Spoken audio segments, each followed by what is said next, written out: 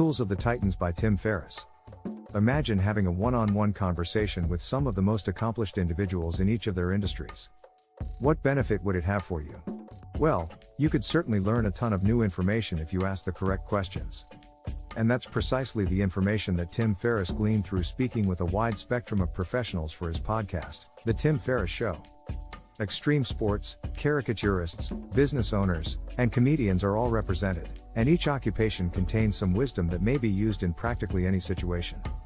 You'll learn the advantages of taking a 30 to 60 second shower in ice-cold water, why working at a bad job could be the best way to land one, and how Seth Rogen and Evan Goldberg's sexless upbringing helped them become inventive comedians. Have you heard of racing across obstacles? It's a brand new sport where athletes race a route filled with obstacles including walls, bodies of water, barbed wire, and even fire. Amelia Boone is among the most successful of the sport's main stars, despite its relative youth. She's previously won first place in 30 obstacle events and took part in the 2012 World's Toughest Mother, a 24-hour race with no rest periods. Boone completed the 90-mile race while successfully navigating close to 300 challenges. She gives some excellent advice about how to recover from demanding activities, as you might expect.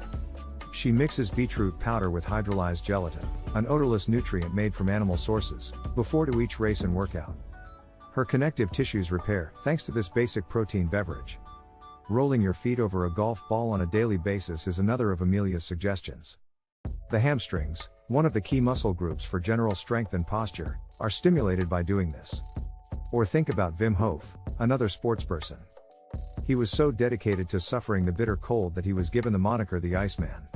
He has broken more than 20 world records in Arctic regions, including a 7,500-meter ascent of Mount Everest in just shorts and shoes in 2007. Hof sits in an ice bath to get himself ready for such amazing endurance achievements. However, experiencing the cold is nothing new. It has long been practiced as a way to improve health. Just consider the self-improvement expert Tony Robbins and the world-renowned surfer Laird Hamilton, who both use cold exposure to boost immune function, encourage weight loss, and combat melancholy. Hof, though, goes beyond ordinary exposure to the cold. He once swam across a lake that was covered in ice, for instance. His retinas actually froze during the stunt. Fortunately for him, the harm was temporary. Of course, beginning with such severe exercises might not be the ideal idea. Try ending your daily shower with a 30 to 60 second blast of cold water for a gentler introduction. You may have seen that consumers choose straightforward responses to health-related queries. For example, the majority of us believe that since low cholesterol is beneficial, high cholesterol must be harmful. The situation isn't quite that simple, though. In an effort to challenge this way of thinking, Dr. Justin Mager, a personal health coach to Olympic athletes, business executives, and even health professionals like Kelly Starrett, the creator of the CrossFit facility in San Francisco, has been working for years. He has discovered that, in some circumstances, elevated cholesterol might actually aid individuals in gaining lean body mass and well-defined muscles quickly. In other words, there is no set formula for health solutions. An athlete may benefit from a cholesterol-rich diet, but an office worker may need to follow a low cholesterol diet. Therefore, experimentation, not rigid rules, should be used to determine what is healthy. Considering that much of today's health advice is on the ascetic end of the spectrum, no meat, no alcohol, no sugar, this is crucial. A similar exploratory approach is encouraged by psychedelic specialist James Fadiman. He advises simply experimenting. The author's acquaintance, Slim Barris, who uses tiny amounts of psychedelic drugs, provides a nice illustration. He has discovered that these medications help him feel better, are more empathic, and broaden his consciousness. Ibogaine hydrochloride, a hallucinogenic compound present in some flowering plants, particularly a perennial rainforest shrub known as Tabernanthe iboga, is administered twice weekly as part of this regimen.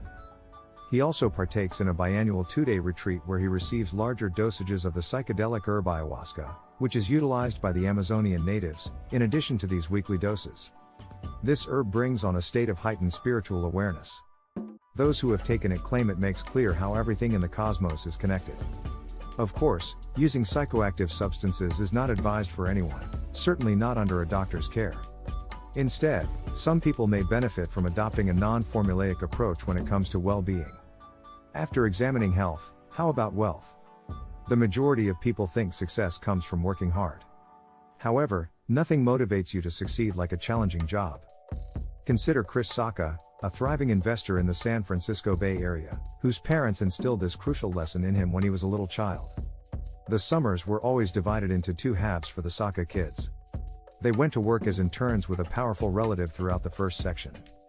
For example, Chris Sacca, then 12 years old, was paired with his godbrother, whose father worked as a lobbyist in Washington, D.C.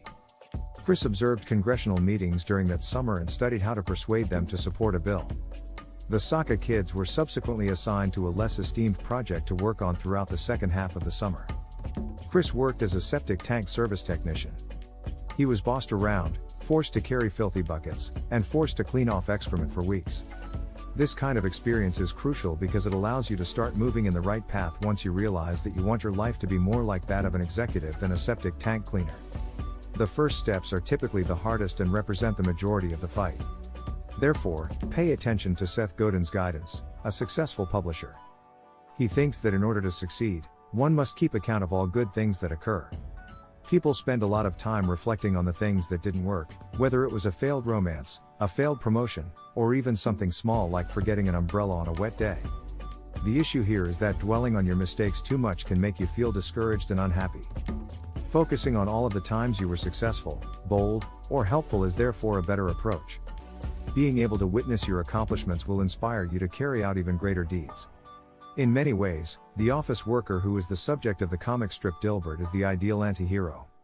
However, that does not imply that he is not a compelling figure.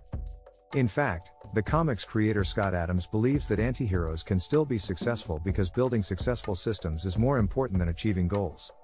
What does it mean to concentrate on systems, then? Working on initiatives that, to individuals who lack perspective, appear doomed to failure is one thing that this means. For instance, if photography is your passion, you might begin a photographic project that focuses on decaying leaves. Your photographs may not be popular, they are unlikely to be displayed in an exhibition, at a gallery opening, or in the home of a wealthy collector. Such a result would seem to be a failure from the outside. But in actuality, you're developing a new skill that can come in very handy later on, like if someone asks you to take images for their website. The idea is that people frequently concentrate on short-term objectives, such as developing and promoting an effective new product. People frequently lose up, feel they're not cut out to be entrepreneurs, and return to their routine office employment if such goals can't be achieved within a specified time limit. This is a terrible error. Instead, forget about any precise goals and concentrate on a talent or relationship that you wish to grow over time. Just consider Scott, the Dilbert creator. He started blogging despite the fact that it required a lot of extra work and did not significantly increase his income. Nevertheless, he understood it was beneficial since he was operating within a system. His blogging had an unclear purpose, but through repetition, he developed his skills as a writer and established an online presence. The system had to work, it did, and it did. Scott eventually achieved success as a best-selling author, although it took a while. Have you ever made a friend the target of teasing just because everyone else was? So, if you frequently fall into these traps, you might not have what it takes to achieve success and money. In actuality, you must overcome peer pressure if you want to succeed. Just consider Shaun White, the Olympic snowboarding champion. When he was 15 years old, his parents arranged for him to fly to Japan to take part in a global snowboarding competition. The other contestants were more experienced, and sponsors paid for all of their expenditures. All of the other competitors partied the night before the competition. They decided not to take the event seriously because they were so drunk on the day of the competition. Instead, they would conduct a show run and divide the prize money among all the competitors. If White hadn't had a backup plan, that is what would have happened, at least. He refused to accept the bargain in spite of the older sportsman's jeers. He ultimately prevailed in the contest and took home the $50,000 cash prize. As a result, he is now one of America's most marketable athletes. White's daring move serves as a reminder that taking risks is essential for entrepreneurship success. Just ask Peter Diamandis, the man behind the X Prize Foundation, an award that spurs creative space exploration ideas. He made the decision that the prize should be at least $10 million, and with the aid of his friends, he was able to raise half of that amount but was unsuccessful in raising the remaining funds. In such a circumstance, the majority of individuals would give up. But Diamandis took a chance. He invested the funds by planning a significant fundraising event in May 1996. And his wager was successful. The enormous event reassured sponsors, and funds poured in. Due to this danger, The funds were accessible in 2004 when the prize was first given out. Now that you know how to make money, you can start. But if you lack wisdom, what good is wealth? We'll start with that next. If you believe that acquiring wisdom entails sitting in meditation for hours on end and acting impeccably polite, then you are unfamiliar with Seth Rogen and Evan Goldberg. These two guys are the perfect example of how comedy and mischievous conduct can teach us about human nature. Despite the puritanical foundations of American society, Rogen and Goldberg have produced comedic and irreverent films about sexuality. They started working on the topic in 2007 when the film Superbad came out. Two awkward teenagers who are so eager to lose their virginity that they have little mental capacity for anything else are the subject of this comedy. Sausage Party, the pair's most recent movie, was released in 2016. It has animated versions of common grocery items like hot dogs, tacos, and tubes of mayonnaise that go on comedic adventures with a dash of sex innuendo. So what are the experiences Rogen and Goldberg want to share? They have three fundamental formulas for both creation and life. Start by using what you already know. They had to deal with their overpowering need to have more sex as young artists because of this. Superbad, their first box office hit, was inspired by the need to satiate this desire. Their guru, Judd Apatow, is the source of the second tactic. He advised them to challenge the idea that men are emotionless. Utilizing your emotions is actually the most crucial aspect of life and creativity because it improves your ability to share and communicate with others. By adhering to this reasoning, filmmakers guarantee that each character in a film has at least one emotional scar to work with. And finally, Rogen and Goldberg both truly feel that using marijuana to spark creativity is a good idea. They are so knowledgeable about marijuana that they employ several strains for various circumstances. For instance, they favor the Jack Herer strain for writing and other creative endeavors. Have you ever experienced a boost in productivity straight after a holiday? This experience is actually rather typical and isn't only a byproduct of getting enough sleep. It also occurs because you are chock full of fresh, motivational experiences. In other words, having a life is necessary for creativity. Take the writer of the popular TV show Two Broke Girls, comedian Whitney Cummings. She battled self-doubt, low self-esteem, and procrastination for years. Because of these issues, she believed that the only way she could be amusing was by poking fun of herself. As a workaholic, she eventually realized that she needed more time for her personal life, which makes sense given that she really didn't have one. Before making this adjustment, her comedy was miming itself. But now that she has improved, her humor has reached a completely new level. The key is to live your life.